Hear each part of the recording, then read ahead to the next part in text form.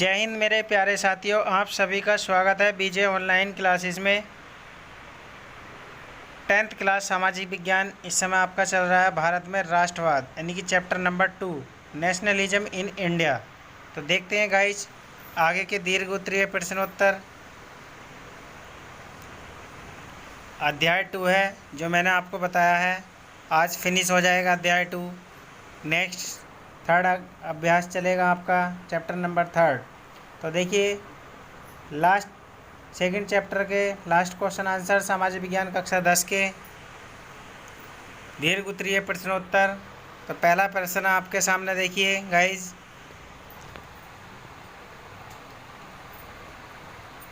मैं question start करने से पहले आप सभी से विनम्र निवेदन करता हूं कि बीजे ऑनलाइन क्लासेस चैनल को सब्सक्राइब करें और वीडियो को लाइक करें, शेयर करें, क्योंकि दोस्तों वीडियो बनाने में बहुत समय लगता है, बहुत टाइम खर्च होता है और आपका बहुत MB सारी नेट यूज होता है। तो दोस्तों वीडियो को लाइक करें, शेयर करें और चैनल को सब्सक्राइब करें, ठीक है। तो देखिए दोस्तों आगे चलते हैं। क्वेश्चन नंबर 1 है दीर्घ उत्तरीय प्रश्न का, पहला विश्व युद्ध, खिलाफत और असहयोग आंदोलन। यानी कि पहला विश्व युद्ध और खिलाफत और असहयोग आंदोलन, यानी कि इन सबके विषय में, तीन सबके विषय में है जो इस क्वेश्चन में आपका दिया गया है, इन तीन चीज़ों के बारे में है। तो क्वेश्चन पढ़ते हैं हम, क्वेश्चन रिपीट करते हैं। देखिए, राष्ट्रवाद के विकास में सहायक विभिन्न तत्वों की व्याख्या कीजिए। तो व्याख्या करनी है राष्ट्रवाद के विकास में सहायक, यानी कि राष्ट्रवाद के विकास में सहायक यानी कि एड, जिसे कहते हैं सहायक, यानी कि सहायक कौन है, सहायता कौन दे रहा है, ठीक है। तो राष्ट्रवाद के विकास में सहायता कौन कौन कर रहा है, तत्व कौन कौन से, एलिमेंट, इंग्लिश में हम इनको एलिमेंट कहते हैं गाइज। तो देखिए एक शब्द हिंदी में भी पढ़िए और उसका मीनिंग इंग्लिश में भी पढ़िए। तो गाइज आपको इंग्लिश भी आएगी और हिंदी भी आएगी, यानी कि दोनों लैंग्वेज आपकी बराबर चलेंगी, ठीक है गाइज। तो देखिए अथवा, अथवा का मतलब है या। भारतीय राष्ट्रवाद के विकास में राष्ट्र के चित्र, प्रतीकों, लोक कथाओं को पुनर्जीवित करने के आंदोलनों और इतिहास की पुनर्व्याख्या के योगदान का विवेचन कीजिए। तो अथवा का मतलब है, अगर क्वेश्चन ये आ जाता है तो भी आंसर यही लिखना है, और ऊपर वाला आ जाता है राष्ट्रवाद के विकास में सहायक विभिन्न तत्वों की व्याख्या कीजिए, तो भी आंसर यही लिखना है, ठीक है गाइज। तो देखिए चलते हैं अब हम आंसर की ओर। तो गाइज आंसर स्टार्ट करते हैं। भारतीय राष्ट्रवाद के विकास में सहायक विभिन्न तत्वों का योगदान, यानी कि बहुत सारे जो विभिन्न तत्व हैं उनका योगदान क्या क्या है। तो भारतीय राष्ट्रवाद के विकास में सहायक विभिन्न तत्वों के योगदान का विवेचन निम्नलिखित बिंदुओं के अंतर्गत किया जा सकता है या निम्न बिंदुओं के अनुसार किया जा सकता है। लाइन को अपने अकॉर्डिंग चेंज भी कर सकते हैं अपने शब्दों में। मैंने आपसे कहता हूँ ज़रूरी नहीं है डिक्टो जो मैं पढ़ा रहा हूँ उसको रटना है, बस समझना है और अपनी लैंग्वेज में लिखना है, ठीक है गाइज। रट्टू तोता नहीं बनना है, ठीक है। रटंती विद्या फलती नहीं है, यानी कि गाइज दोस्तों इतिहास भूगोल बड़ा बेवफा, रात को रटा सुबह को सफ़ा। तो हमने वो वाली कहावत नहीं करनी है, हमने समझना है और याद करना है, और याद करने के बाद हमें बार बार कॉपी में लिख के देखना है। पहले क्वेश्चन लिखना है, फिर उसका आंसर लिखिए, फिर अपने आंसर से मैच कीजिए। तो देखिए आपको टॉपर बनने से कोई नहीं रोक सकता, लेकिन ऐसा आपने दिन प्रतिदिन यानी कि रोज़ करना होगा, ठीक है। जैसे खाना रोज़ खाते हैं तो पढ़ाई भी रोज़ करनी है, ठीक है गाइज। आगे बढ़ना है, टॉपर्स बनना है, तो यही चीज़ है टॉपर्स बनने के लिए, ठीक है। डेली पढ़ना है, छोड़ना नहीं है, ठीक है गाइज। जैसे हम खाना नहीं छोड़ते हैं, होटल में खाते हैं, बाहर जाते हैं तो ढाबों पर खा लेते हैं, ठेलों पर खा लेते हैं, तो वैसे ही हमें पढ़ाई भी नहीं छोड़नी है। कहीं भी करो, रास्ते में करो, सड़क के किनारे करो, होटलों पर करो, स्टेशनों पर करो, कहीं भी रोडवेज बस स्टेशन पे, जहाँ आपको समय मिले डेली पढ़िए, ठीक है गाइज। तो आगे चलते हैं। तो पहला एलिमेंट है आपका चित्र एवं प्रतीक। तो पहला एलिमेंट है आपका गाइज चित्र एवं प्रतीक। तो किसी भी राष्ट्र की सर्वाधिक पहचान किसी चित्र में अंकित की जाती है, यानी कि चित्र से अंकित की जाती है। इससे लोगों को एक ऐसी छवि निर्मित करने में सहायता मिलती है, जिसके द्वारा वे राष्ट्र को पहचान सकते हैं। 20वीं शताब्दी में राष्ट्रवाद के विकास के साथ भारत की पहचान भी भारत माता की छवि का रूप लेने लगी। यानी कि 20वीं शताब्दी, ठीक है गाइज, इस समय हमारी जो चल रही है 21वीं शताब्दी चल रही है, ठीक है। तो 20वीं शताब्दी के साथ भारत की पहचान भारत माता की छवि का रूप लेने लगी, यानी कि भारत माता की छवि का रूप लेने लगी, ठीक है गाइज।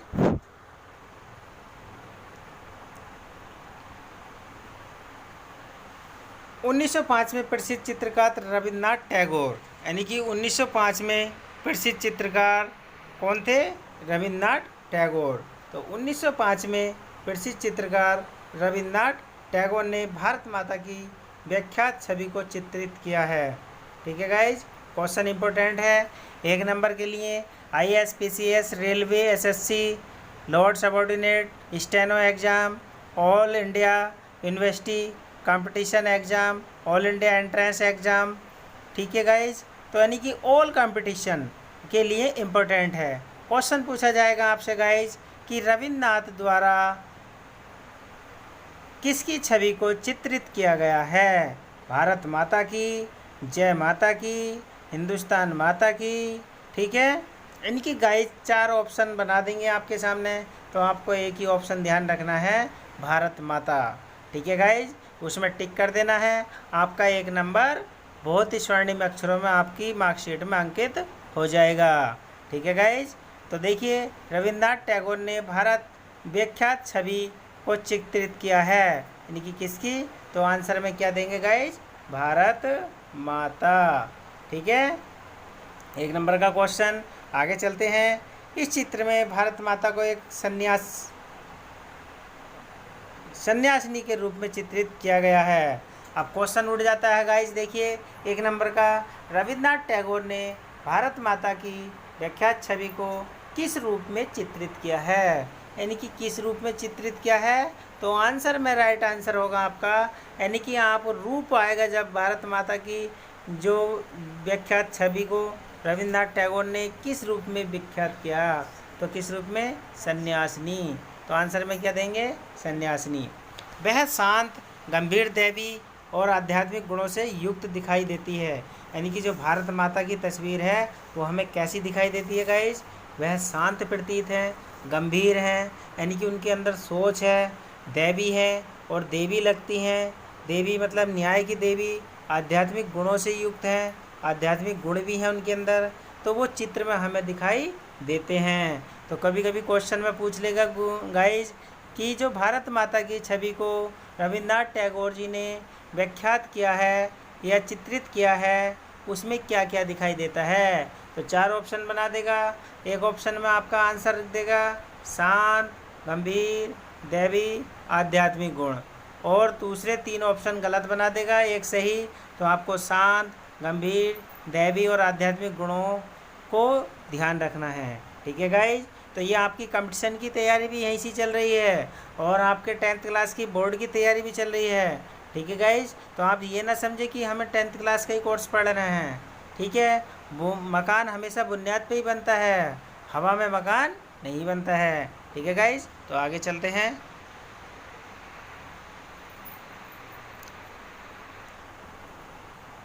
इस मात्र छवि के प्रति श्रद्धा को राष्ट्रवाद में आस्था का प्रतीक माना जाने लगा, ठीक है गाइज। तो सेकंड टॉपिक देखते हैं अब हम,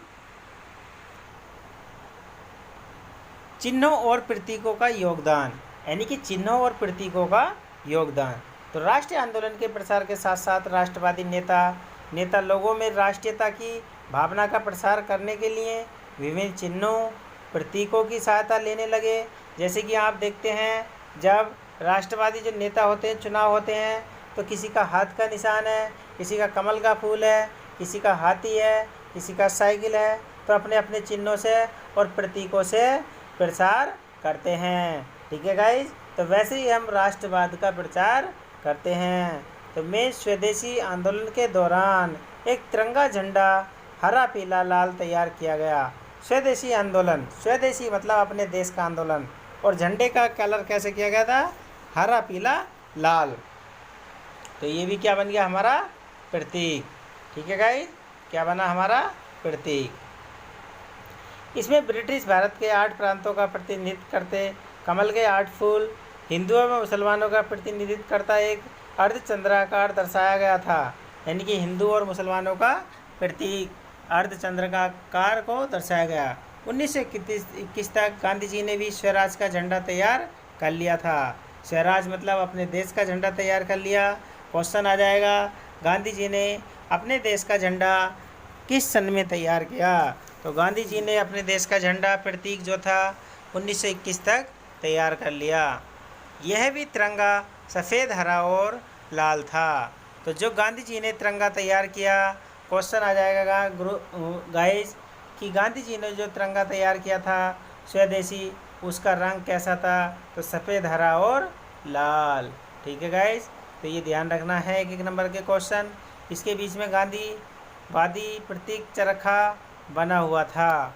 इसके बाद बीच में जो था गांधीवादी यानी कि चरखा, जिसमें गांधी जी सूत काटते थे, स्वावलंबन का प्रतीक था। क्वेश्चन आ जाएगा गाइस कि चरखा जो था गांधी जी का, जो प्रतीकों में दिखाया गया है, वो किसका प्रतीक था? तो आंसर में आप राइट आंसर में लिखेंगे कि वो स्वावलंबन का प्रतीक था, कि चरखे से हम अपना रोजगार चला के अपना स्वावलंबन, अपने बलबूते, अपने कंधों के बलबूते हम अपनी रोजी रोटी कमा सकते हैं और जी सकते हैं, किसी दूसरे के मोहताज नहीं बनेंगे। तो चरखा काय का प्रतीक था गांधी जी का चित्रों में? स्वावलंबन का। ठीक है गाइस, राष्ट्रीय आंदोलनों के दौरान जुलूसी में इस झंडे को लेकर चलना सरकार के प्रति अवज्ञा का सूचक था। ठीक है गाइस, नेक्स्ट आगे देखते हैं। तो तीसरा टॉपिक है आपका भारतीय लोक कथाओं को पुनर्जीवित करने का आंदोलन। भारतीय लोक कथाएं होती हैं कहावतें, यानी कि लोक कथाएं क्या हैं? लोगों के द्वारा कही जाने वाली कथाएं। तो भारतीय लोक कथाओं को पुनर्जीवित करने के आंदोलन ने भी राष्ट्रवाद के विकास में योगदान दिया। 19वीं शताब्दी के अंत में राष्ट्रवादियों ने भाटों, चरणों द्वारा गाई सुनाई जाने वाली लोक कथाओं का संग्रह करना शुरू कर दिया। यानी कि लोक कथाएं गाई जाती हैं और एक दूसरे को सुनाई जाती हैं। ठीक है, जैसे कथाएं गीतों में, ठीक है, महिलाएं गीत गाती हैं, ठीक है, पुरुष भी गीत गाते हैं या अन्य चीज़ें वाद विवाद करते हैं, तो उसमें कथाएं कहावतें चलती हैं। तो गाई सुनाई जाने वाली कथाओं का संग्रह करना शुरू कर दिया। संग्रह का मतलब होता है गाइज, संग्रह शब्द का मतलब है इकट्ठा करना शुरू कर दिया। जैसे हम पैसे का संग्रह करते हैं, इकट्ठा करते हैं, जोड़ते हैं। उनकी मान्यता थी कि ये लोक कथाएं हमारी उस परंपरा संस्कृति का सही चित्र प्रस्तुत करती हैं। लोक कथाएं जो संस्कृति का प्रतीक हैं, जैसे कि हमारे पूर्वजों ने जो त्यौहार मनाते हैं वही हम मनाते चले आते हैं, तो इन्हें लोक कथाएं या रीति रिवाज कहते हैं, जो बाह्य शक्तियों के प्रभाव से दूषित हो गई हैं। अपनी राष्ट्रीय पहचान को ढूंढने और अपने अतीत में गौरव का विचार उत्पन्न करने के लिए इस लोक परंपरा को जीवित रखना आवश्यक था। ठीक है गाइज, आगे देखते हैं। बंगाल में स्वयं रविन्द्रनाथ टैगोर ने लोक गाथा, गीतों, बाल गीतों, मिथकों को संग्रह करने का प्रयास किया। यानी कि बंगाल में, अब क्वेश्चन आ जाएगा गाइज कि रविन्द्रनाथ टैगोर ने लोक गाथा, गीतों, बाल गीतों, मिथकों कहावतों को संग्रह करने का प्रयास किस स्थान पे किया? तो किस स्थान पे किया गाइज? रविन्द्रनाथ टैगोर जी ने बंगाल। तो आपको ध्यान रखना है, राइट आंसर आपका गोले में है, तो क्या है? बंगाल। एक नंबर आपका पक्का। IAS PCS all competition, railway SSC, steno exam, कोई भी एग्ज़ाम हो, GS आता ही है। ठीक है गाइज, GS पढ़ने के लिए हम IAS PCS की तैयारी करने के लिए घर छोड़ के हम इलाहाबाद, राजस्थान, कोटा, दिल्ली, चाणक्य वगैरह अन्य इंस्टीट्यूटों में हम जाते हैं और बहुत सारा पैसा खर्च करते हैं। तो हमें क्यों पैसा खर्च करना है? हमें यहीं से ही तैयारी अपनी कर लेनी है। घर बैठे अपने नोट्स बनाइए, कहीं टाइम व्यर्थ मत कीजिए, पैसा मत गंवाइए, अपने घर ही अच्छी तैयारी कीजिए। ठीक है, गागर में सागर भरिए। छोटे छोटे क्वेश्चनों से आपके बहुत सारे नोट्स तैयार हो जाएंगे, लॉन्ग क्वेश्चन भी और शॉर्ट क्वेश्चन भी। ठीक है गाइज, तो आगे देखते हैं। उन्होंने लोक गाथाओं को पुनर्जीवित करने वाले आंदोलनों का नेतृत्व किया। मद्रास में नटेशा शास्त्री ने the folklores of southern India नामक तमिल लोक गाथाओं का संग्रह 4 खंडों में प्रकाशित किया। तो देखिए, मद्रास में मद्रास में नटेशी शास्त्री जो थे the folklores of southern India नामक तमिल लोक कथाओं का संग्रह 4 खंडों में प्रकाशित किया। अब 4 खंडों में जो लोक कथाओं का प्रकाशित किसने किया? तो नटेशा शास्त्री जी ने। तो इनका नाम ध्यान रखेंगे, ठीक है, और इसका नाम ध्यान रखेंगे। The focus of southern India नामक तमिल लोक गाथाओं का संग्रह 4 खंडों में प्रकाशित किया। ठीक है गाइज, उनकी मान्यता थी कि लोक गाथाएँ राष्ट्रीय साहित्य होती हैं। वे लोगों के वास्तविक विचारों और विशिष्टताओं को सच्चे अर्थों में व्यक्त करती थीं। ठीक है गाइज, आगे देखते हैं। तो अगला टॉपिक है आपका टॉपिक 4, इतिहास की पुनर्व्याख्या। अब इतिहास जो होता है हमारा बहुत ही इम्पोर्टेंट होता है गाइज। इतिहास की यहाँ करते हैं हम पुनर्व्याख्या। तो इतिहास की पुनर्व्याख्या का मतलब है दोबारा से रिवीजन, या दोबारा याद करना, या दोबारा उसको लिखना। तो राष्ट्रवाद के विकास में इतिहास की पुनर्व्याख्या भी सहायक है।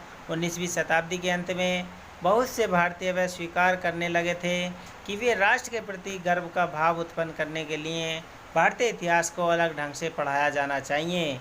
यानी कि हमें गर्व होना चाहिए अपनी मेहनत की पूंजी पर, या अपने बनाए हुए काम पर, अपने बनाए हुए रास्तों पर हमें गर्व करना चाहिए। तो वैसे ही राष्ट्रवाद के हम इतिहास को बनाए रखने के लिए हम गर्व करना चाहिए। तो भारतीय इतिहास को अलग ढंग से पढ़ना बहुत ही आवश्यक था। ठीक है गाइज, अंग्रेज भारतीयों को असभ्य, पिछड़ा हुआ, आदिम मानते थे।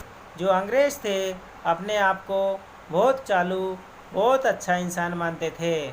और भारतीयों को जो था, क्वेश्चन आएगा गाइज, अंग्रेज भारतीयों को क्या मानते थे?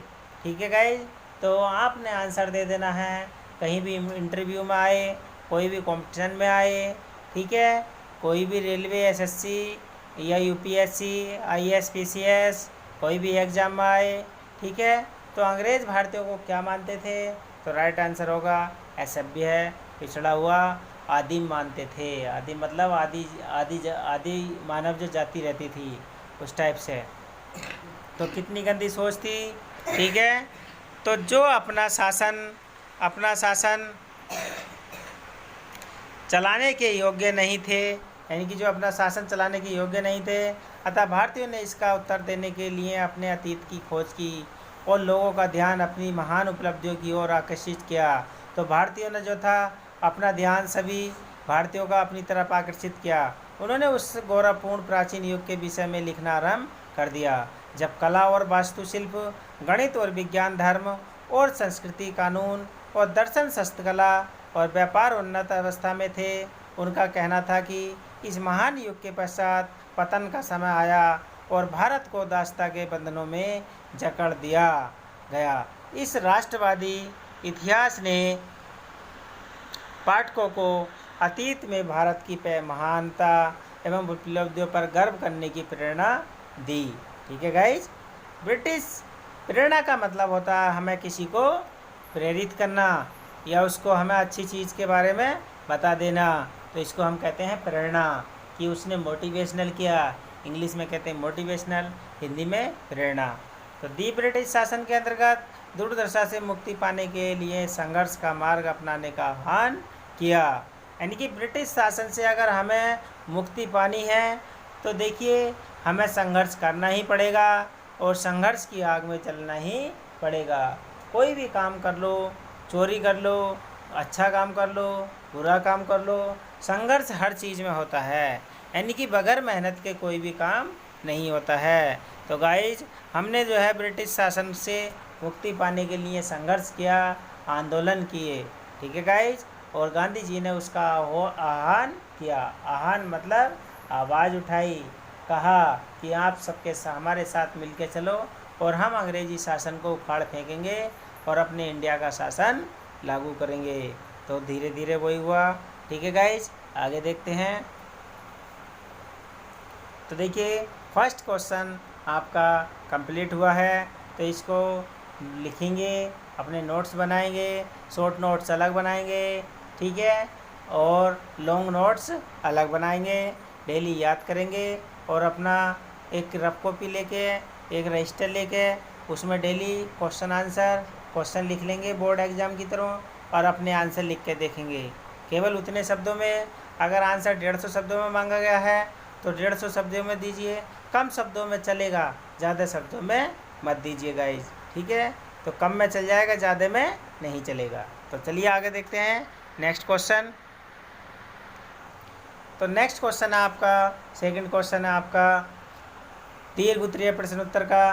प्रथम विश्व युद्ध ने भारत में राष्ट्रीय आंदोलन के विकास में किस प्रकार योगदान किया?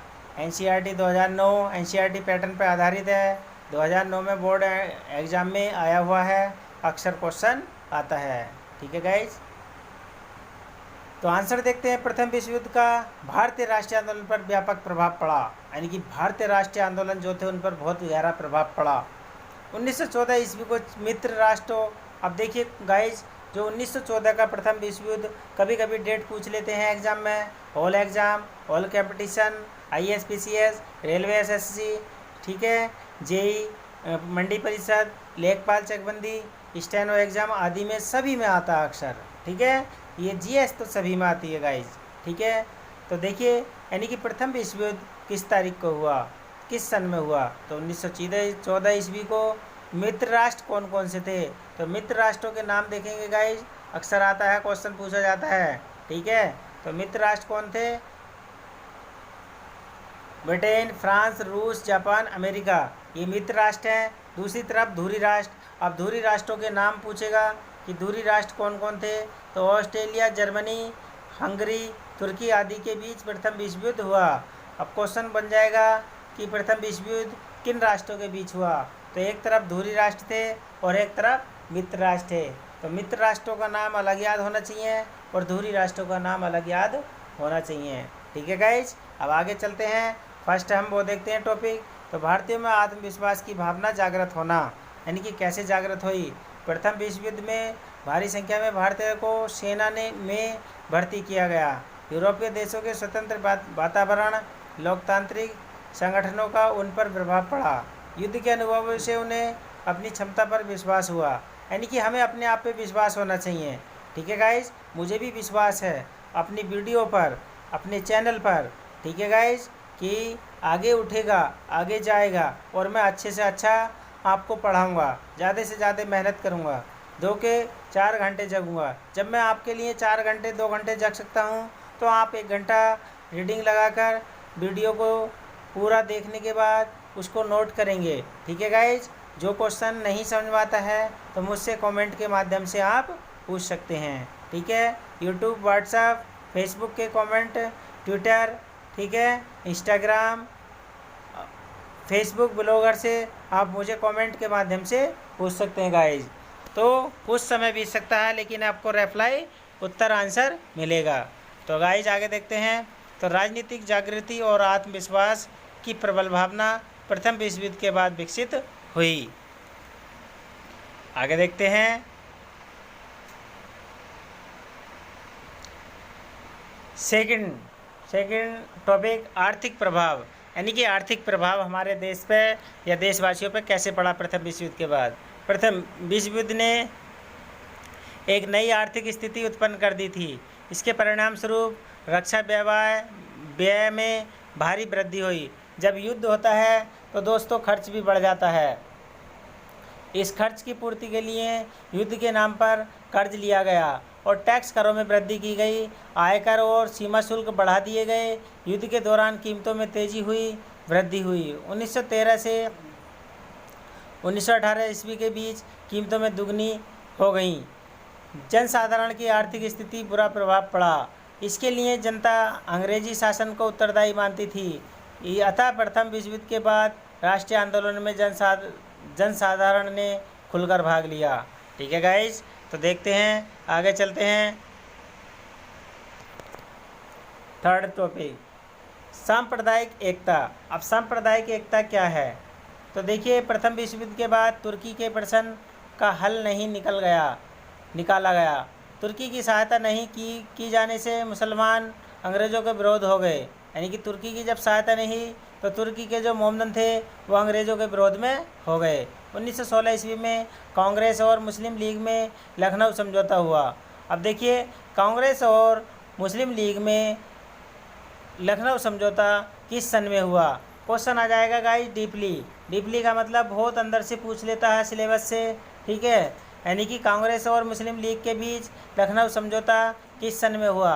तो आपको सन याद रखनी है 1916।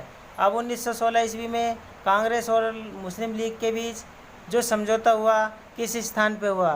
तो किस स्थान पे हुआ गाइज? तो लखनऊ समझौता हुआ, यानी कि लखनऊ नामक स्थान पे हुआ। तो आपको दोनों तरफ से बातें याद रखनी है। कैसे भी क्वेश्चन को घुमा सकते हैं, कैसे भी आंसर को घुमा सकते हैं। ठीक है गाइज, एग्जामिनर बहुत तेज़ होते हैं तो हमें भी तेज़ बनना है। दोनों ने स्वतंत्रता आंदोलन में एक दूसरे को सहयोग देने का निश्चय किया। गर्म दल और नरम दल भी आपसी सहयोग की सहमति देने के लिए सहमत हो गए। ठीक है गाइज, यानी कि दो दल थे युद्ध में, एक गर्म दल और एक नरम दल। अब आगे देखते हैं गाइज,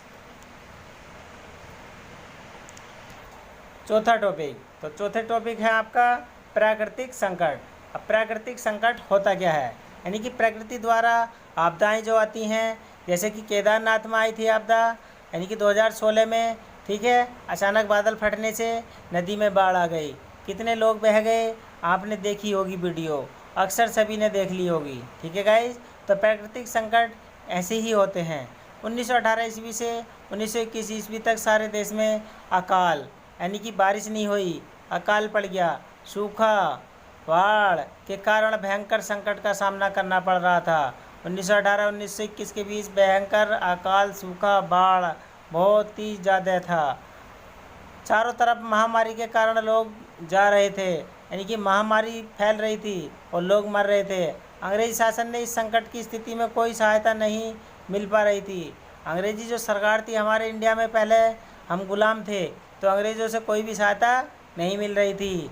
ठीक है, ना ही खाने की ना ही दवाई की। अतः उन्होंने एकजुट होकर राष्ट्रीय आंदोलन में सहयोग दिया।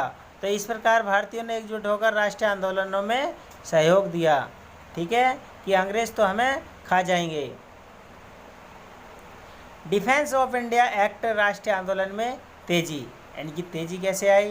तो अंग्रेजी सरकार ने भारत में क्रांतिकारी गतिविधियों पर रोक लगाने के लिए डिफेंस ऑफ इंडिया एक्ट 1915 ईस्वी में लागू किया।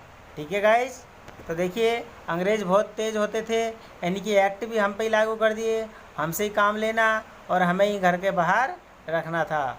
ठीक है गाइज, तो इसलिए हमें व्यर्थ समय नहीं गंवाना है। आगे देखते हैं।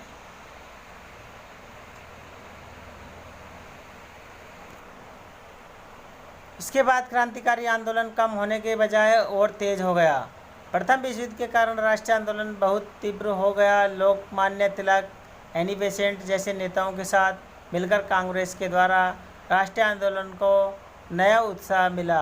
क्रांतिकारी आंदोलन में वृद्धि का एक कारण था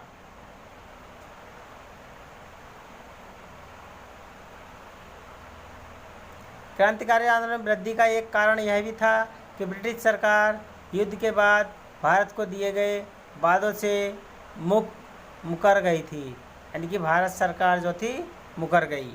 आगे देखते हैं।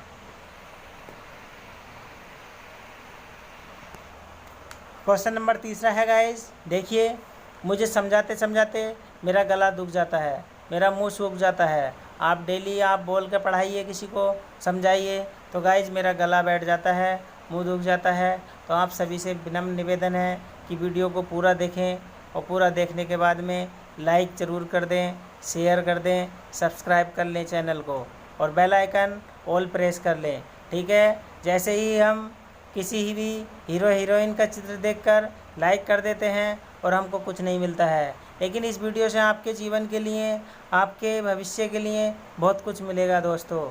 तो please like, share and subscribe और बेल आइकन ऑल प्रेस करना ना भूलिए। तो आइए गाइज, चलते हैं अब थर्ड क्वेश्चन की ओर।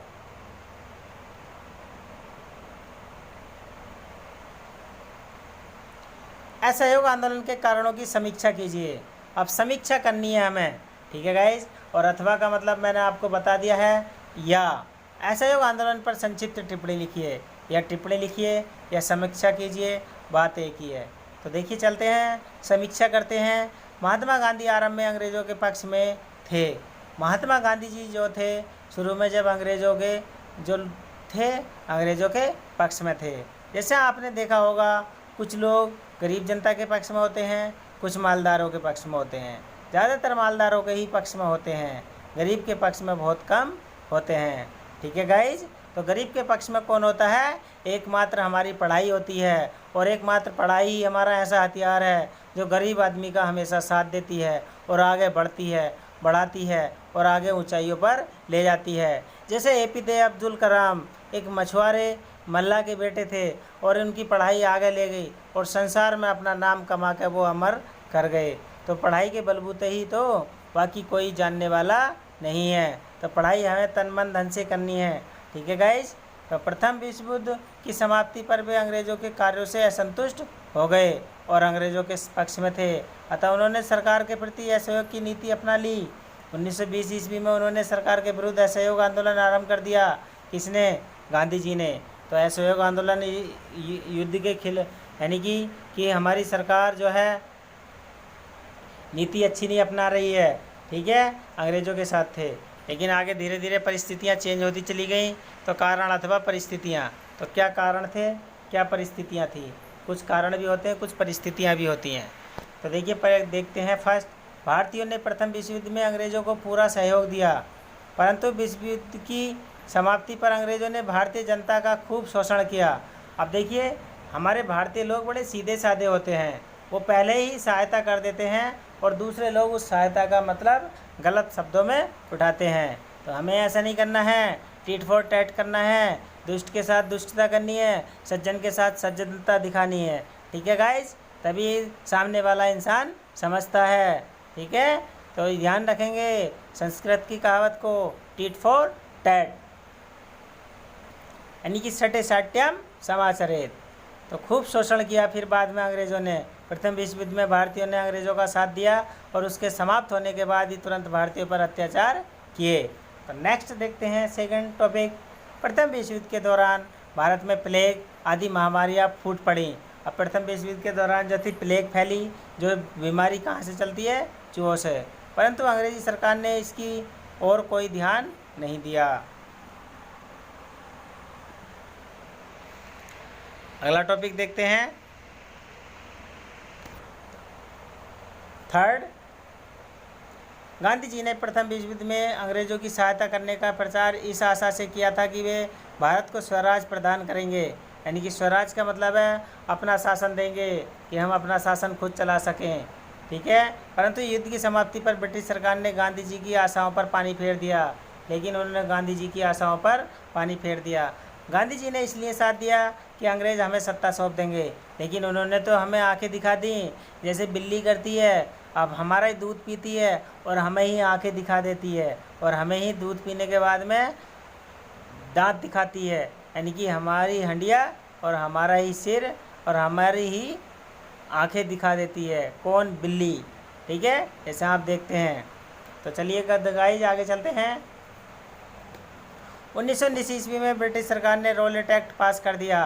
क्वेश्चन बनेगा गुरुजी गाइस सभी दोस्तों कि रॉलेट एक्ट अंग्रेज़ों ने कब पास किया? तो रॉलेट एक्ट 1919 ईस्वी में पास किया। सन का याद रखेंगे या क्वेश्चन घूम जाएगा आपका 1 नंबर का। 1919 ईस्वी में ब्रिटिश सरकार ने कौन सा कानून पास किया? तो 1919 ईस्वी में ब्रिटिश सरकार ने रॉलेट एक्ट कानून पास किया, ठीक है गाइज। तो कैसे भी आ जाए क्वेश्चन आंसर आपको कर देना है, ठीक है।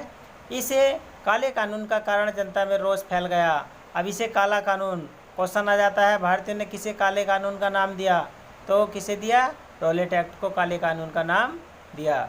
अब चौथा टॉपिक देखते हैं, 5वां। रॉलेट एक्ट के विरुद्ध प्रदर्शन के लिए अमृतसर के जलियांवाला बाग में एक विशाल जनसभा हुई। अब देखिए गाइज, जो जलियांवाला बाग कांड हुआ था तो उसमें क्वेश्चन आता है कि क्या सभा हुई थी। तो जलियांवाला बाग कांड में एक विशाल सभा बुलाई गई थी। किस कारण? रॉलेट एक्ट का विरोध, यानी कि जो अंग्रेज़ों का एक कानून था 1919 में बना रॉलेट एक्ट, उसे अंग्रेज़ों भारतीयों ने जो था काले कानून का नाम दिया और इसे समाप्त करने को कहा। तो इस संबंध में जो थी जलियांवाला बाग में एक मीटिंग बुलाई गई, जनसभा हुई। अंग्रेज़ों ने एकत्रित भीड़ पर गोलियां चलाई जिससे हजारों लोग मारे गए और जनरल डायर ने यहाँ जो थी एक ही गेट को बंद करा के चारों तरफ से गोलियां चलवा दी। ठीक है गाइज, तो आगे देखते हैं।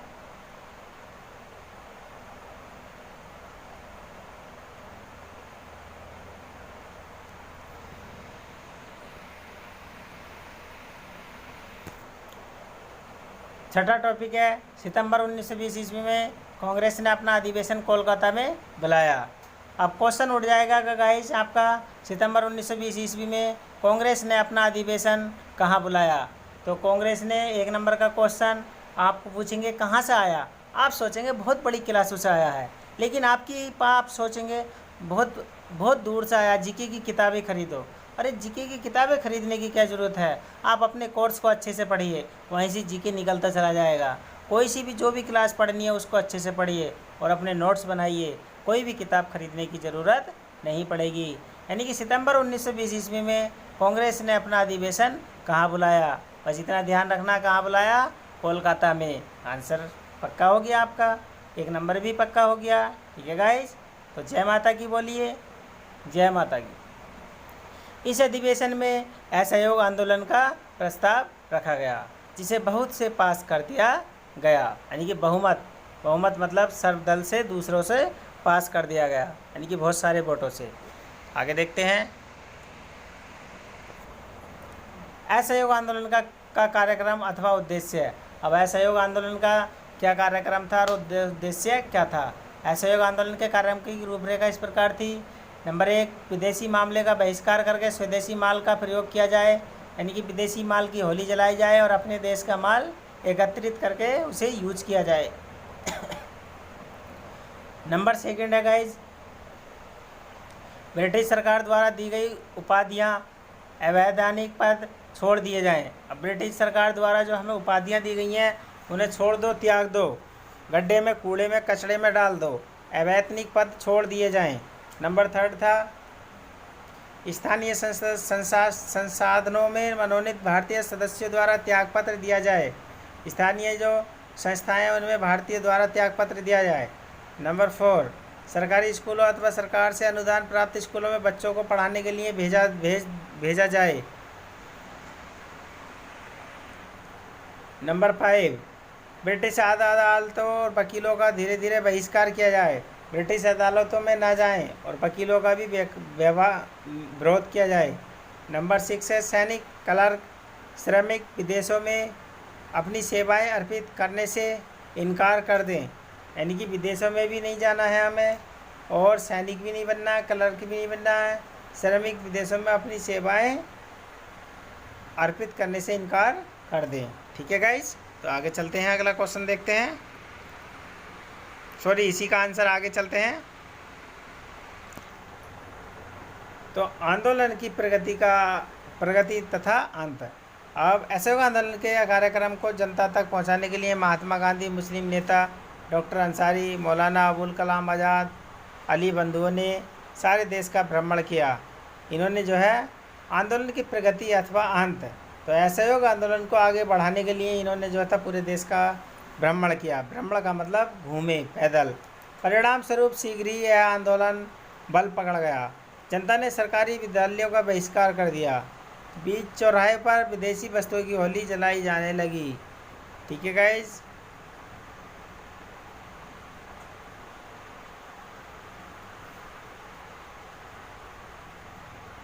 रविन्द्रनाथ टैगोर ने सर की उपाधि तथा गांधी जी ने केसर हिंद की उपाधि का त्याग कर दिया। और रविन्द्रनाथ टैगोर को सर की उपाधि दी गई थी तो उन्होंने त्याग कर दिया। गांधी जी ने केसर हिंद की उपाधि का त्याग कर दिया। तो क्वेश्चन उठेगा गाइज आपका कि रविन्द्रनाथ टैगोर ने किस उपाधि का त्याग किया, यानी कि सर का। और गांधी जी ने किस उपाधि का त्याग किया, तो केसर हिंद की उपाधि का त्याग कर दिया। ये अंग्रेजों द्वारा दी गई थी। इसी बीच उत्तर प्रदेश के चौरी चौरा नामक स्थान पर उत्तेजित भीड़ ने पुलिस चौकी को आग लगा दी। इस हिंसात्मक घटना के कारण गांधी जी ने असहयोग आंदोलन की समाप्ति की घोषणा कर दी। महत्व आप देखते हैं, इम्पोर्टेंट। असहयोग आंदोलन के कारण कांग्रेस ने सरकार से सीधे टक्कर ली। भारत के इतिहास में पहली बार जनता ने बढ़ चढ़कर एक आंदोलन में भाग लिया। असहयोग आंदोलन में स्वदेशी का खूब प्रसार किया गया। फलस्वरूप देश में उद्योग धंधों का विकास हुआ। सच तो यह है कि गांधी जी द्वारा चलाए गए असहयोग आंदोलन में ने भारत के स्वाधीनता संग्राम को नई दिशा प्रदान की। ठीक है गाइज।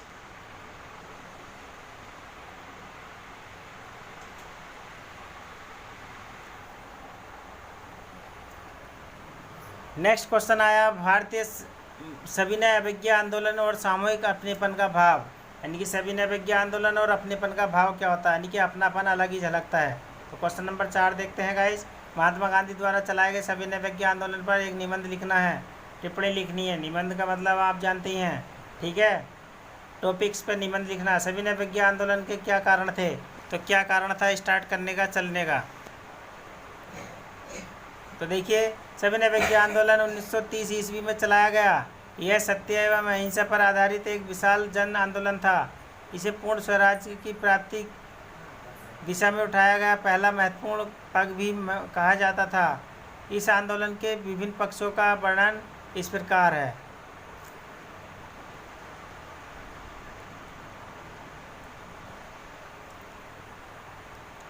उन्नीस ईस्वी में साइमन कमीशन भारत आया।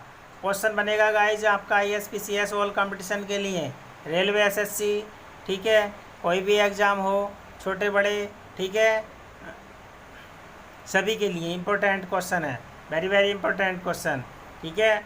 साइमन कमीशन भारत कब आया, तो साइमन कमीशन भारत 1928 ईस्वी में आया। हर कंपटीशन में पूछा जाता है गाइज। इस कमीशन ने 10th क्लास बोर्ड एग्जाम के लिए भी बहुत इंपॉर्टेंट 1 नंबर का क्वेश्चन। इस कमीशन ने भारतीयों के विरोध के बावजूद अपनी रिपोर्ट प्रकाशित कर दी।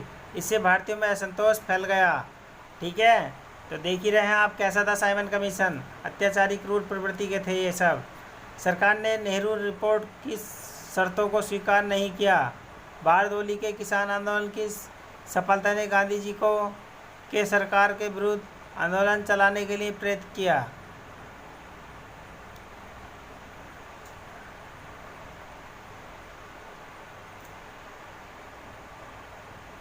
नंबर 4, गांधी जी ने सरकार के सामने कुछ शर्तें रखी, परंतु वायसराय ने इन शर्तों को स्वीकार नहीं किया।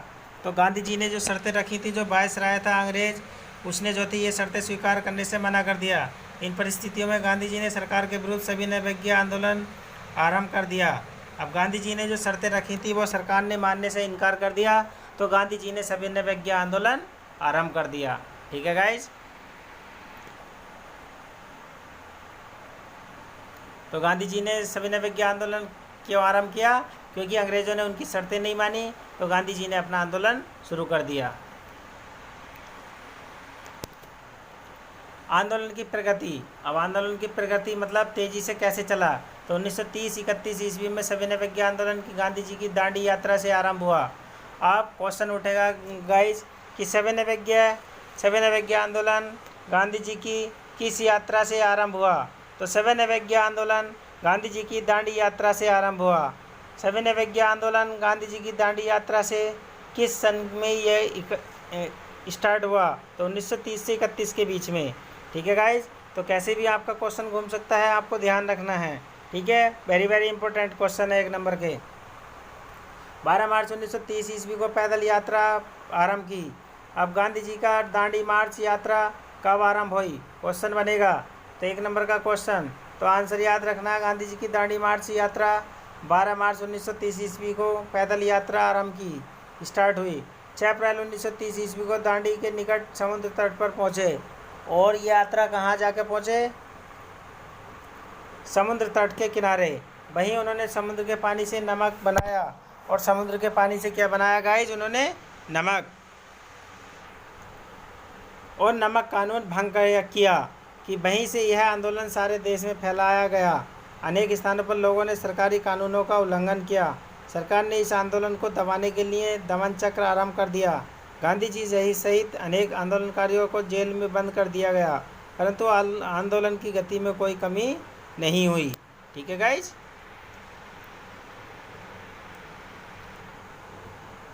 अंतर न आया। इसी बीच गांधी जी और तत्कालीन वायसराय में एक समझौता हुआ। समझौता के अनुसार गांधी जी ने दूसरा गोलमेज सम्मेलन में भाग लेना, आंदोलन बंद करना स्वीकार कर लिया।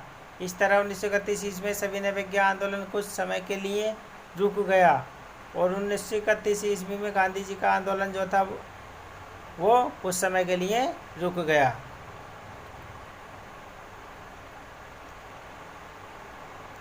आंदोलन की प्रगति अथवा अंत। 1931 ईस्वी में लंदन में दूसरा गोलमेज सम्मेलन हुआ। ठीक है गाइस। क्वेश्चन आ जाएगा आपका 1 नंबर का, दूसरा गोलमेज सम्मेलन लंदन में कब हुआ, किस सन में हुआ? तो आपको याद रखना है दूसरा गोलमेज सम्मेलन लंदन में 1931 ईस्वी में हुआ। इसमें कांग्रेस की ओर से गांधी जी ने भाग लिया था, परंतु इस सम्मेलन में भी भारतीय प्रशासन के लिए कोई उचित हल नहीं निकला। गांधी जी निराश होकर भारत लौट आए। उन्होंने अपना आंदोलन फिर से आरंभ कर दिया। सरकार ने आंदोलन के दमन के लिए आंदोलनकारियों पर फिर से अत्याचार करने आरंभ कर दिए।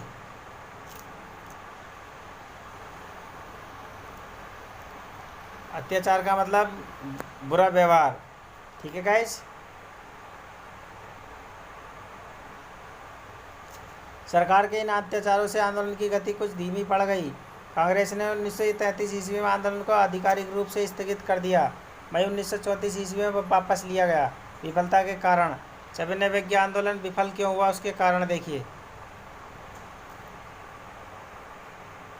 सविनय अवज्ञा आंदोलन की विफलता के कारण निम्न हैं। नंबर 1, कुछ विद्वानों का विचार है कि इस आंदोलन से जनमानस के उमड़ते हुए संतोष का पूरा लाभ नहीं उठाया गया। बीच बीच में आंदोलन को स्थगित करने से आंदोलन की गति मंद पड़ गई। ठीक है गाइज, ये तो होता ही है अक्सर। कांग्रेस ने कोई सामाजिक आर्थिक कार्यक्रम नहीं चलाया। नंबर 3, आंदोलन से किसानों को कोई लाभ नहीं हुआ। नंबर 4, कुछ विद्वानों का यह भी कहना था कि आंदोलन का नेतृत्व पूंजीपतियों के हाथ में था। यह गुड गाइड इसके उद्देश्य सीमित थे।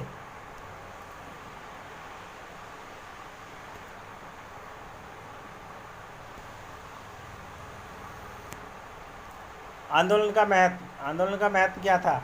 कुछ कमजोरियों के बावजूद सविनय अवज्ञा आंदोलन के निम्नलिखित महत्वपूर्ण परिणाम मिले। नंबर 1, विदेशी कपड़े के बहिष्कार के कारण विदेशी कपड़ों का आयात लगभग आधा रह गया। शराब की दुकानों के सामने किए गए सत्याग्रह, शराबबंदी के प्रचार पर सरकार ने मिलने वाली आय कम हो गई। नंबर 3 ऑप्शन है आपका, भारतीयों को अपने लिए नमक बनाने की अनुमति मिल गई और भारतीयों को अपने लिए नमक बनाने की अनुमति मिल गई। नंबर 4, किसानों, मजदूरों, आदिवासियों, महिलाओं में विशेष जागृति उत्पन्न हुई। स्वतंत्रता आंदोलन का अस्तित्व भंग हो गया। नंबर 5 देखते हैं। सत्याग्रहियों द्वारा सहन किए गए ब्रिटिश अत्याचारों से लोगों को स्वतंत्रता प्राप्ति की भावना और वितरण हो गई। नंबर 6, ब्रिटिश साम्राज्यवाद एक बार डगमगाया गया। ठीक है गाइज, आगे देखते हैं। तब तक आप क्वेश्चन की रीडिंग लगाइए। ये क्वेश्चन नंबर 5 आपका स्टार्ट है।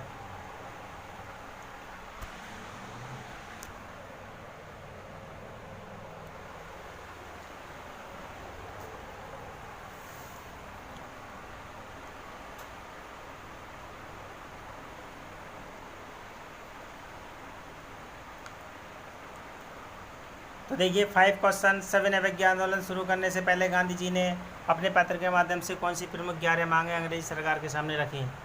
तो देखिए आंसर पर चलते हैं। 31 जनवरी 1930 को गांधी जी ने भारत में ब्रिटिश वायसराय इरविन को अपनी 11 मांगों वाला एक पत्र लिखा। क्वेश्चन उठ जाएगा गाइस कि ब्रिटिश सरकार, ब्रिटिश शासन वायसराय इरविन को अपनी 11 मांगों वाला एक पत्र यानी कि गांधी जी ने जो 11 मांगों वाला पत्र किसे लिखा था? तो ब्रिटिश सरकार के वायसराय कौन थे? बस नाम ध्यान रखेंगे, ठीक है गाइज।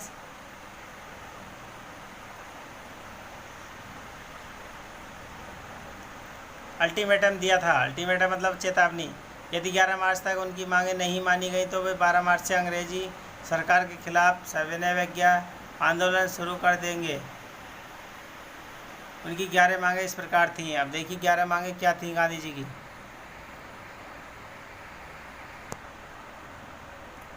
नंबर 1, शराबबंदी लागू की जाए, यानी कि शराबबंदी लागू की जाए, शराब बंद करो, ठीक है गाइस। प्रशासनिक व्यय को कम किया जाए, भूमि में 50% की कमी की जाए, भूकर में भूमि के कर टैक्स में, ठीक है गाइस। आगे देखते हैं। विदेशी वस्त्रों के आयात पर पूर्ण प्रतिबंध लगाया जाए, नमक कर समाप्त कर दिया जाए। नंबर 6, सेना पर व्यय में कटौती की जाए। नंबर 7, राजनीतिक बंदियों की रिहाई की जाए। नंबर 8, भारतीयों को अस्त्र शस्त्र रखने की अनुमति दी जाए। नंबर 9, भारतीय समुद्री तट केवल भारतीय जहाज़ों के लिए आरक्षित हो। नंबर 10, गुप्तचर पुलिस पर जनमत का आरक्षण हो। नंबर 11, बड़ी बड़ी सरकारी नौकरियों के वेतन में 50% की कटौती की जाए।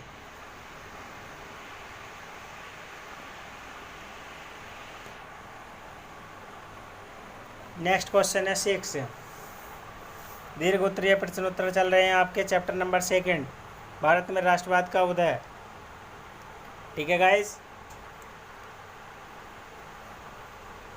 सविनय अवज्ञा आंदोलन में शामिल विभिन्न सामाजिक समूह कौन थे? उन्होंने आंदोलन में हिस्सा क्यों लिया?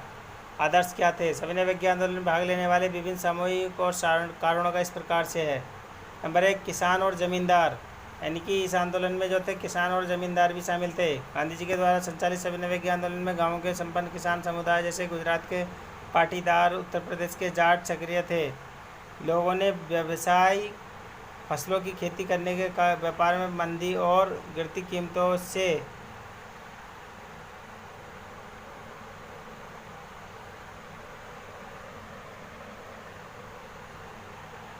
बहुत परेशान थे।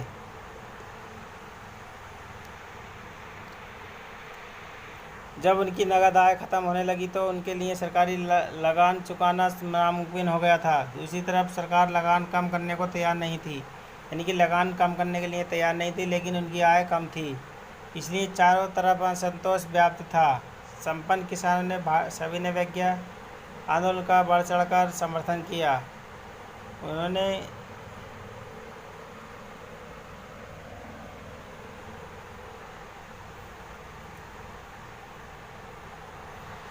उन्होंने अपने समुदाय को एकजुट किया और कई बार ऐच्छिक सदस्यों को बहिष्कार करने के लिए मजबूर किया। इस स्वराज की लड़ाई भारी लगान के खिलाफ लड़ी गई, लेकिन अब 1931 में लगानों के घंटे बिना आंदोलन वापस ले लिया गया। उन्होंने बड़ी निराशा हुई, ठीक है गाइज। आगे देखते हैं। व्यापारी, प्रथम विश्व युद्ध के दौरान भारतीय व्यापारियों और उद्योगपतियों ने भारी मुनाफा कमाया, ताकतवर हो चुके थे, यानी कि व्यापारी जो है युद्धों में अक्सर बहुत मुनाफा कमाते हैं, ठीक है गाइज।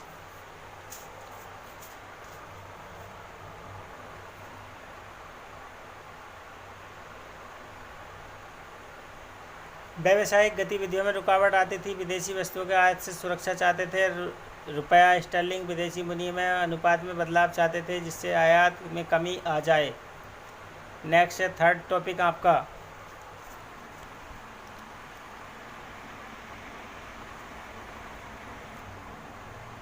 महिलाएं, वुमेन्स। गांधी जी द्वारा संचालित सविनय अवज्ञा आंदोलन में महिलाओं ने बड़े पैमाने पर हिस्सा लिया, यानी कि महिलाएं भी बढ़ चढ़कर हिस्सा ले रही थी। गांधी जी के नमक सत्याग्रह के दौरान हजारों महिलाएं उनकी बात सुनने के लिए घर से बाहर आ जाती थीं। उन्होंने जुलूसों में हिस्सा लिया, नमक बनाया, विदेशी कपड़े, शराबों की दुकानों का विरोध किया। बहुत सारी महिलाएं जेल भी गईं। शहरी क्षेत्रों में अधिकतर ऊंची जातियों की महिलाएं सक्रिय थी, जबकि ग्रामीण क्षेत्रों में संपन्न किसान परिवारों की महिलाएं आंदोलन में हिस्सा ले रही थी, ठीक है गाइस। तो देखिए यहीं भेदभाव हो रहा।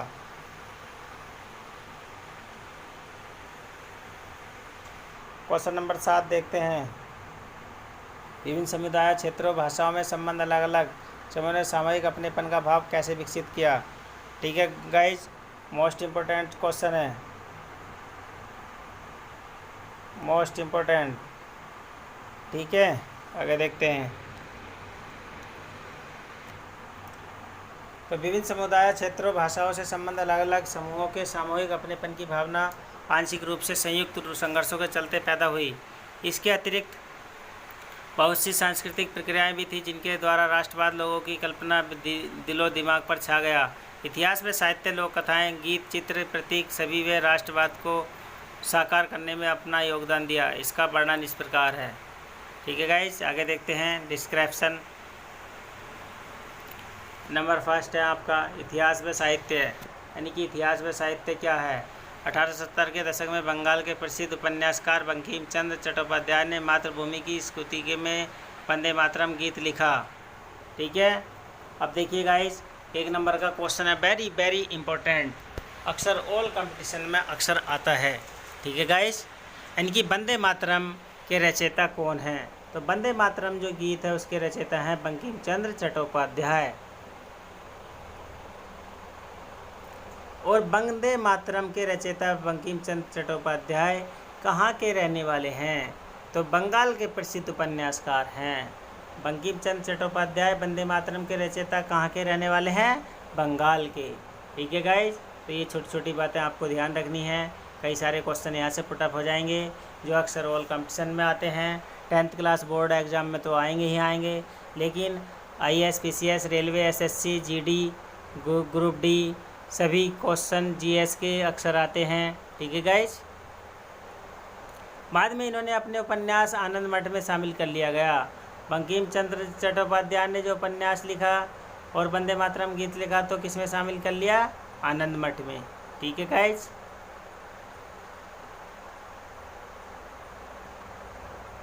बंगाल में स्वदेशी आंदोलन में खूब गाया गया और यह गीत बंगाल में स्वदेशी आंदोलन में खूब गाया गया। जो वंदे मातरम लिखा था ये गीत जो था बंगाल में खूब गाया गया। क्वेश्चन आ जाएगा, आनंद मठ के रचयिता बंकिम चंद्र चटर्जी ने कौन सा गीत लिखा। तो वंदे मातरम। और वंदे मातरम को सबसे ज़्यादा कहाँ गाया गया। तो वंदे मातरम को बंगाल में स्वदेशी आंदोलन में खूब गाया गया। ठीक है गाइस, ध्यान रखेंगे। नेक्स्ट आगे चलते हैं।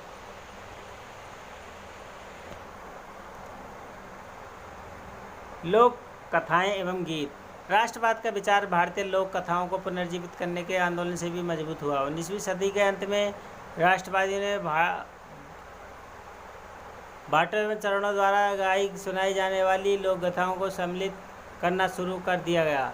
वे लोकगीतों व जनश्रुतियों को इकट्ठा करने के लिए गांव-गांव घूमने लगे।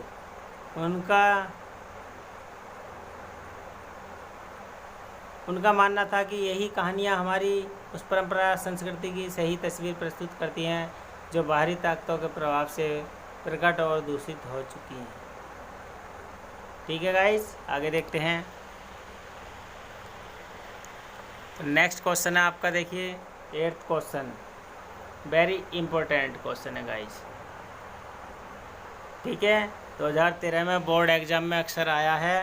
ठीक है गाइस, तो यानी कि question very important, most important, very important. ठीक है गाइस, ऑल कंपटीशन के लिए, ऑल एग्ज़ाम, ऑल इंडिया 29 राज्यों के 10th क्लास के बोर्ड एग्ज़ाम के लिए। ठीक है guys, ICSE, CBSE, all state CBSE pattern exam 10th class board exam के लिए। तो देखिए, संक्षिप्त टिप्पणी लिखनी है। चोरी चौरा की घटना, गांधी जी की दांडी यात्रा, रोलेट एक्ट, ये मैंने आपको सब पढ़ा दिए गए हैं। मुझे उम्मीद है आप अगर एक बार और पढ़ लेंगे तो इन घटनाओं को अपने आप ही लिख देंगे। और आंसर लिख के देखिएगा, फिर मिलाइए, फिर देखिए कहाँ गलती है, फिर मिलाइए, फिर आपका आंसर ऐसे चमकेगा मोतियों की तरह और कोई भी नंबर काट नहीं सकता। 10 में से 10 ही नंबर देगा, 10 में से 9 नंबर, 11 नंबर सोचेंगे एग्जामिनर साहब कि कहाँ से 2 नंबर। ठीक है गाइज, तो ऑल द बेस्ट सभी के लिए। तो चलिए आगे चलते हैं। तो फर्स्ट घटना देखते हैं हम, चोरी चोरा की घटना। टिप्पणी लिखते हैं। चौरी चौरा उत्तर प्रदेश में गोरखपुर के पास एक कस्बा है। क्वेश्चन आता है गाइस, बहुत ही इम्पोर्टेंट है कि चौरी चौरा घटना किस राज्य में हुई। तो चौरी चौरा घटना उत्तर प्रदेश में हुई। किस स्थान पर हुई? गोरखपुर। उत्तर प्रदेश के किस स्थान पर चौरी चौरा? गोरखपुर। गोरखपुर के पास क्या है? एक कस्बा, जहां 4 जनवरी 1922 ईस्वी को भारतीयों ने ब्रिटिश सरकार की एक पुलिस चौकी को आग लगा दी थी, जिसमें 22 पुलिसकर्मियों की जिंदा जलकर मर गए थे। इस घटना को चौरी चौरा कांड के नाम से जाना जाता है। अब क्वेश्चन आएगा गाइस, चौरी चौरा कांड में क्या हुआ था। तो चौरी चौरा कांड में जो था 4 जनवरी 1922 को भारतीयों ने ब्रिटिश सरकार की एक पुलिस चौकी को जला दिया। यानी कि देखिए, चौरी चौरा की घटना किस तिथि को हुई थी, आपको याद रखना है। ठीक है गाइस, तो चौरी चौरा की घटना किस तिथि को हुई थी, तो आपको याद रखना है। तो 4 जनवरी 1922 ईस्वी को चौरी चौरा की घटना उत्तर प्रदेश के गोरखपुर नामक कस्बे के पास हुई थी। ठीक है, तो यहाँ जो थी भारतीयों ने ब्रिटिश सरकार की चौकी को जला दिया और 22 पुलिसकर्मी, यानी कि इस घटना में कितने पुलिसकर्मी मारे गए? 22 पुलिसकर्मियों को जिंदा जला दिया गया। तो चौरी चौरा कांड के नाम से जाना जाता था। इस परिणाम स्वरूप गांधी जी ने कहा था कि हिंसा होने के कारण असहयोग आंदोलन उपयुक्त नहीं रह गया और उसे वापस लिया गया। इस घटना के तुरंत बाद गांधी जी ने असहयोग आंदोलन को समाप्त करने की घोषणा कर दी। बहुत से लोगों को गांधी जी का यह निर्णय उचित नहीं लगा। ठीक है, विशेषकर अधिकारियों ने इसका प्रत्यक्ष या परोक्ष विरोध किया। कांग्रेस के यानी कि गया, पटना, गया क्या है? बिहार की राजधानी। पटना यानी कि बिहार का एक वो है स्टेट, जिला गया। गया अधिवेशन में रामप्रसाद बिस्मिल्ला और उनके नौजवान सहयोगियों ने गांधी जी का विरोध किया। गांधी जी की दांडी यात्रा। सविनय विज्ञान आंदोलन का प्रारंभ दांडी यात्रा की ऐतिहासिक घटना से हुआ। गांधी जी ने गुजरात विद्यापीठ साबरमती आश्रम के 79 सदस्यों ने भाग लिया।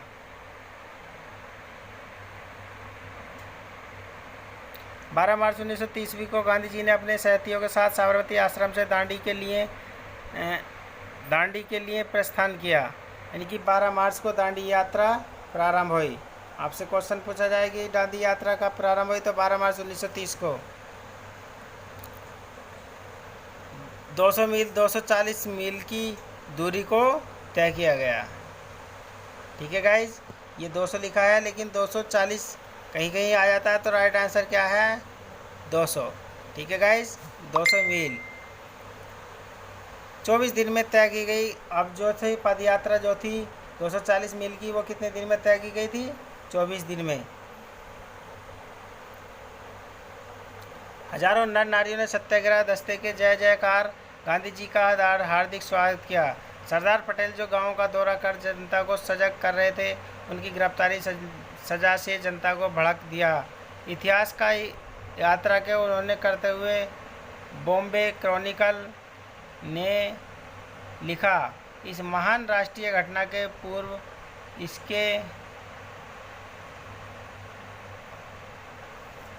उसके साथ साथ यह बात जो दृश्य और देखने में आए वे इतने महत्वपूर्ण, शानदार और जीवन फूकने वाले थे कि वर्णन नहीं किया जा सकता है। ठीक है गाइस, आगे देखते हैं। यह एक महान आंदोलन का प्रारंभ था। निश्चय ही भारत की राष्ट्रीय भावना स्वतंत्रता के इतिहास में उसका महत्वपूर्ण स्थान होगा। महात्मा गांधी ने 5 अप्रैल 1930 ईस्वी को दांडी पहुँचे। 6 अप्रैल को आत्मशुद्धि के उपरांत गांधी जी ने नमक कानून को भंग किया। इस प्रकार गांधी जी ने नमक कानून का उल्लंघन किया, सत्याग्रह का प्रारंभ किया। डॉक्टर बिपिन चंद्र ने लिखा, यह कार्यवाही भारतीय जनता द्वारा अंग्रेजों द्वारा बनाए गए कानून के तहत है।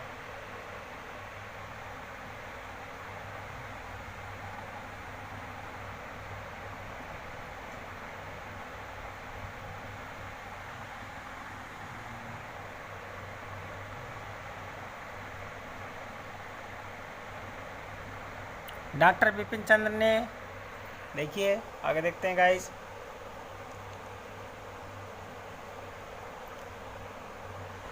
गाइज मेरा गला सूख गया बोलते बोलते समझाते समझाते। प्लीज़ वीडियो को लाइक शेयर और चैनल को सब्सक्राइब करना न भूलें, बेल आइकन ऑल प्रेस करना न भूलें गाइज। ठीक है, बहुत ही मेहनत लगती है आपको वीडियो बनाने में, समझाने में। ठीक है, तो प्लीज़ आगे देखते हैं। यह कार्रवाई भारतीय जनता द्वारा अंग्रेज़ों द्वारा बनाए गए कानून के तहत रहने और इस प्रकार ब्रिटिश शासन के अधीन रहने से इनकार कर दिया। नेक्स्ट है आपका रॉलेट एक्ट। रॉलेट एक्ट मॉन्टेर की घोषणा के पश्चात मॉन्टेर की चॉम्स्फोर्ड रिपोर्ट तैयार हुई। इस रिपोर्ट को तैयार करने के लिए 1919 में एक अधिनियम पारित किया गया, जिसमें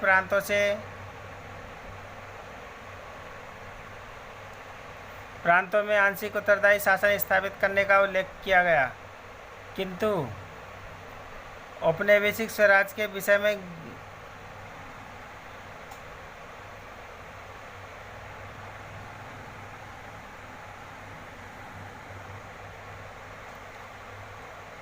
कोई विशेष परिवर्तन नहीं आया, बल्कि राष्ट्रीय आंदोलन में तीव्रता आ गई। आंदोलन का दमन करने के लिए ब्रिटिश सरकार ने न्यायाधीश रॉलेट की अध्यक्षता में एक समिति नियुक्त की। फरवरी 1919 में रॉलेट के 2 विधेयक प्रस्तावित पारित हुए।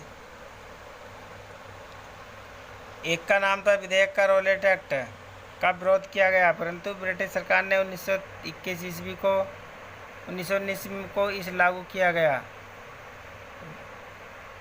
अथवा गुप्त मुकदमा चलाकर उसे दंडित किया जा सकता था।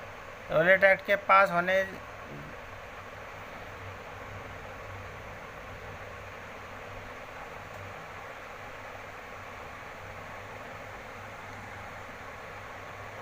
भारतीयों ने जो था इसे काला कानून का नाम दिया। जो रॉलेट एक्ट था उसे भारतीयों ने क्या नाम दिया? काले कानून का नाम दिया। ठीक है गाइज, ईमानदारी से विश्वास समाप्त हो गया। रॉलेट एक्ट के विरोध में जनमत तैयार करने के देश का तूफानी दौरा और देशवासियों को सलाह दी कि वे सत्य और अहिंसा द्वारा इसे काले कानून का विरोध करें।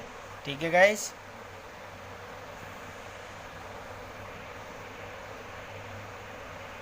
लास्ट क्वेश्चन है, गांधी इरविन समझौते के प्रावधानों का वर्णन कीजिए।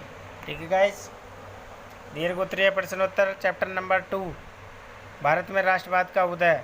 ठीक है guys, nationalism in India, last question दीर्घ उत्तरीय प्रश्न में। ठीक है गाइज, आज चैप्टर आपका फिनिश हो जाएगा। तो देखिए, सविनय विज्ञान आंदोलन के परिप्रेक्ष्य में 5 मार्च 1931 को गांधी इरविन समझौता हुआ। क्वेश्चन आ जाएगा, गांधी इरविन समझौता कब हुआ? तो आंसर आपको याद रखना है डेट। गांधी इरविन समझौता 5 मार्च 1931 ईस्वी को हुआ। All competition IAS PCS railway SSC judicial magistrate यानी कि जिसमें भी GS आएगी, स्टेनो कोई भी हो, GD हो, सब में अक्सर क्वेश्चन पूछा जाता है। ठीक है गाइज,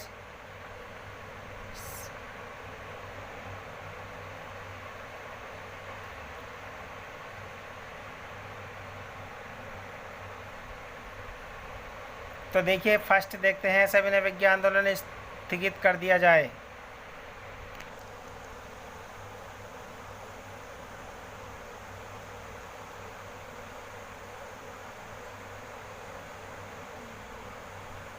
सविनय विज्ञान आंदोलन स्थगित कर दिया जाए। नंबर 2, सरकार अध्यादेश और मुकदमों को वापस ले लेगी। हिंसात्मक अपराधियों को छोड़कर अन्य समस्त लोगों को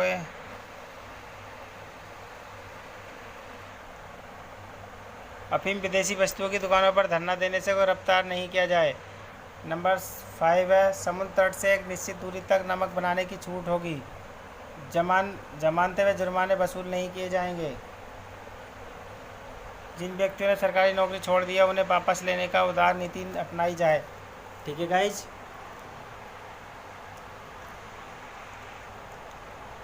नेक्स्ट आपका 8th टॉपिक, कांग्रेस द्वितीय गोलमेज सम्मेलन में भाग लेगी। नेक्स्ट आपका 9, विदेशी वस्तुओं के बहिष्कार का राजनीतिक हथियार के रूप में प्रयोग नहीं किया जाए। कांग्रेस पुलिस अत्याचारों के विरुद्ध निष्पक्ष जांच की मांग को त्याग देगी। ठीक है गाइज, तो ये चैप्टर नंबर 2 आपका फिनिश हुआ है गाइज।